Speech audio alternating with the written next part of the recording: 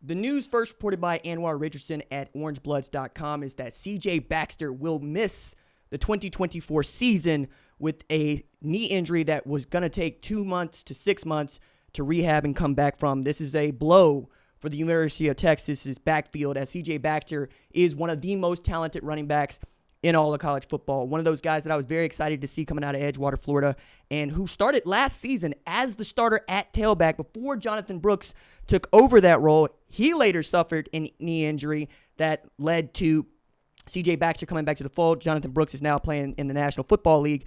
But a couple things that I want to point out on this is, first, the news around CJ on the 40 acres. First reported by On Texas Football, Bobby Burton was talking about this. He said, what we know right now is CJ Baxter was injured. It was a team run. It was non-contact injury. What I mean by that is he wasn't just running and all of a sudden planted and his knee gave out. We were told that it was a contact drill. He couldn't put out weight on it. We're also told that he did not hear a pop during the situation, which is often indicated for an ACL injury. And that's mostly good news, right? I also think that strength and conditioning coach is probably going to look at himself right now and go, okay, what is it that I have done or did not do enough of that we've lost running backs to lower leg injuries the last couple of years, guys that really are instrumental to what Steve Sarkisian does offensively? Because as much as we talk about Steve Sarkisian from an offensive coordinator perspective and throwing the ball all over the yard, he is very proud of the fact that everywhere he goes, he has a 1,000-yard tailback because they are committed to running the football. He was committed to running the football with Najee Harris at Alabama. He's committed last year with Jonathan Brooks at Texas. He needs a great backfield for Texas to achieve what it wants to achieve in its first year of the SEC. And they got a big game non-conference going up against Texas going up against Michigan in Ann Arbor. But I also thought that, you got Savion Red back there, and we all think the world of him. Jaden Blue is also a comer, so you're not totally dead in the water by any stretch, right? I think you got two great tailbacks there, but you're missing a guy that didn't have the gear that you wanted him to have in 2023, but was certainly capable as a sophomore of ascending to the upper reaches of what a tailback is capable of doing in college football.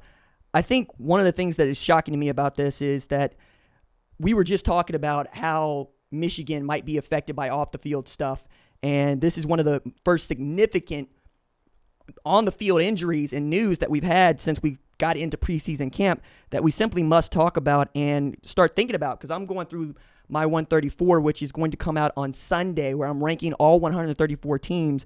And prior to this injury, I had Texas as a top 4 team. I'm going to have to give that another look and make sure that I know what I know, because one of the things that I wanted to take a look at was how would they stack up against a Michigan team that is the defending national champion, but lost 17 of 22 starters from last year's squad, has a new head coach, new offensive coordinator, new defensive coordinator, with a Texas team that is really coming off of its best season since 2009, certainly its best season since in the Big 12, since Colt McCoy was quarterback. I'm also looking at this from the standpoint of going to Michigan, because quiet as it is kept, yes, we could talk about the sign stealing, and we probably will until such a thing comes down and it doesn't feel like a big deal anymore. But Michigan is 22-0 at the Big House, and Texas will know that going in. Now, again, devastating blow for Texas, especially at this time of year. But this is why you recruit tailbacks. This is why you recruit multiple tailbacks. This is why you got to feel good about your depth at tailback. And I think if you're a Texas fan, you should feel good about your depth at tailback. Nobody wants to see CJ Baxter not play football this year. And I mean that. As an Oklahoma guy, I really enjoy watching great Texas tailbacks, back to Jamal Charles, back to Cedric Benson. I mean, don't get me wrong, they terrorized the hell out of us too. But it was one of these players that we were circling as perhaps a dude that could break into the Heisman Trophy conversation pretty quickly, given what Bijan Robinson was able to do, another outstanding Texas tailback that just wasn't able to get them there. And it felt like, Bijan on this team, you're talking about winning the national championship, maybe even last year, right? Just a year, just too late for him. But as we continue to talk about Texas, where this is also going to show up, is not just in the Michigan game, because they win that game. I think that they can. I think that they should. You got to play the SEC schedule, right? You got to get Georgia at home. You still got Oklahoma on the schedule. You have a serviceable schedule to work through, but even then, It's about the depth you're going to have when you get into the playoff, if you get into the playoff, because no matter who wins the national championship this year, they will play 17 games. And I believe that we're going to be talking about just what the depth looks like in December. And depth at tailback is going to be so terribly important because it is a thankless, it's becoming much more of a thankless position than it used to be. It used to be a star position.